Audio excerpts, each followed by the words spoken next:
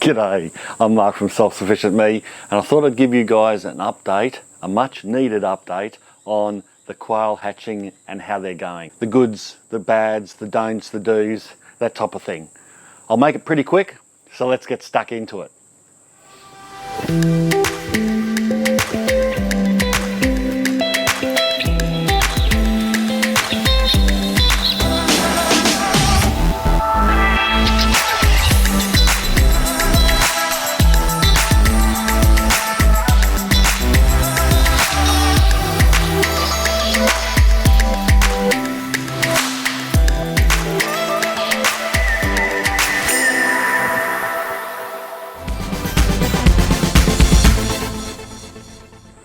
Right, the first thing I'm going to do is take the quail out of here and put them in this holding area, or this holding section first. If you want to know more about this build, you can look back in some of my other quail videos. I'll put some relevant links in the description below. But basically I won't explain too much about my brooder setup because I've done that before several times. But anyway, what I have changed in this brooder setup, or the way I use it, is I put a false floor in above the mesh. Now, the reason I have mesh as a floor is so that their poops can fall down and they get caught in this tray here, which has mulch or litter or something in it. And then that litter can go in the garden, or it can get composted and turn into wonderful fertilizer. But I've changed the method for when I first put them in there because they're so tiny.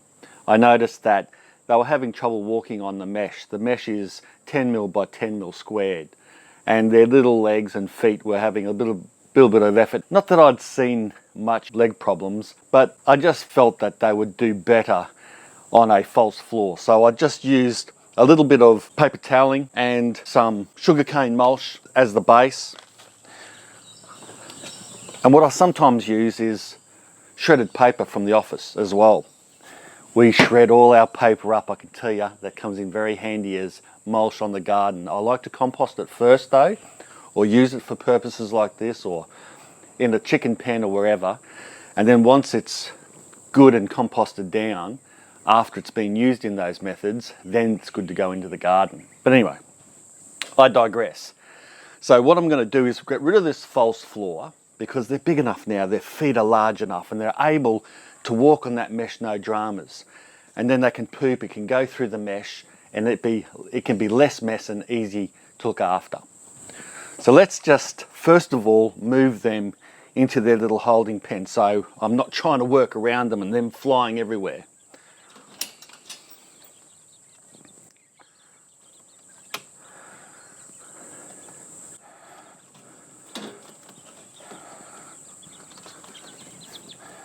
There we go. Got a good mix of colours here, some Italians and some white ones. Oh, 1, 2, 3, 4 white ones.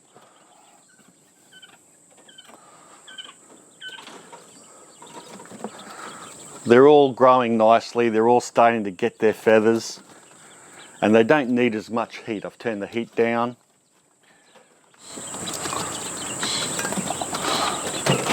Oh!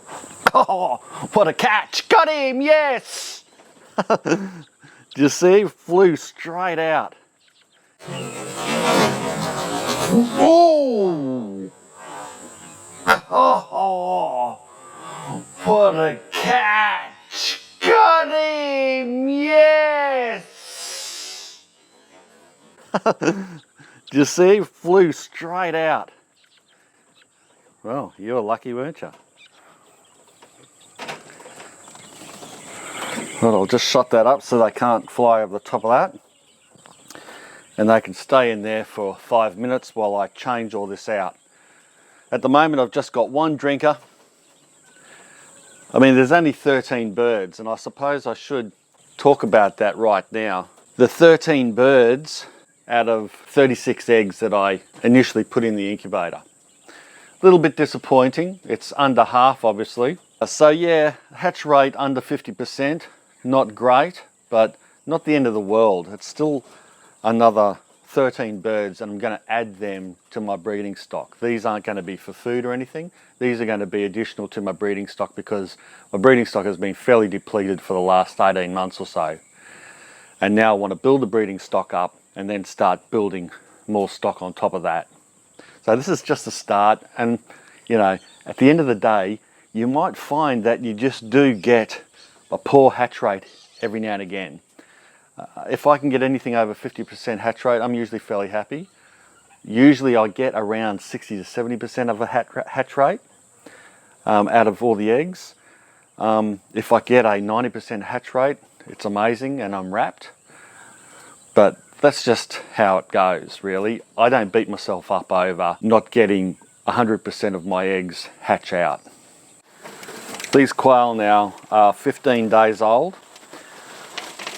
So like I said, they got their feathers, they're starting to get most of their feathers, and they don't need the heat as much. So I've turned the heat down, but it's quite a hot day here today, so the temperature still is around 30 degrees inside here, rolled right underneath the heat lamp anyway.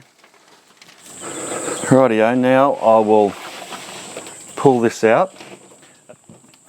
I'll use some of this shredded paper from the office,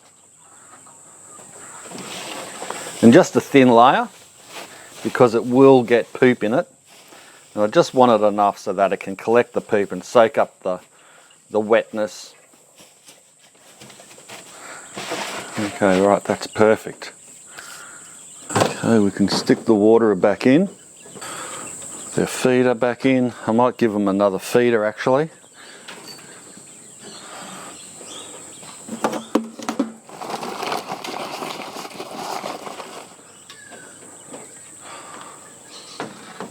Alright, so that's that all cleaned out. I think that looks pretty good. So I'll probably give them another week in here, and once they get their full feathers, I'll put them down into the pen with the others.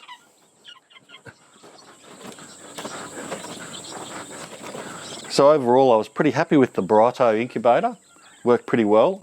I'm still not in a position to do a full review on it just yet, but it's pretty funky, it's pretty easy to use. I think obviously the proof is that it does hatch out the chicks. The reason for the low hatch rate, or the under 50% hatch rate, wouldn't have been the incubator, because if the incubator was stuffed or not good, probably none would have hatched out. So the incubator was doing its job. The reason why we probably got a low hatch rate was because the eggs weren't very good. That's probably all. My stock is starting to get a little old, and I probably left some of the eggs a bit too late, and that's probably all it was. Okay, quick head count. 1, 2, 3, 4, 5, 6, 7, 8, 9, 10, 11, 12, 13. Yeah, that's how many we've got. Okay, they got their water, they got their food, got a bit of extra food, and good to go. All right, night. I'm pretty happy with that. Happy with the way it's going. I'm happy that the incubator worked fine. Hopefully we'll get more hatches out of that incubator, and I'll be able to do a good review on it. And you know, I'm barracking for it that it turns into the incubator that I wanted, and that will last me for many years to come. Time will tell. Thanks a lot for watching. If you've got any questions or comments, whack them down below. Also, have a look at those other videos on quail. Subscribe if you haven't already. Bye for now.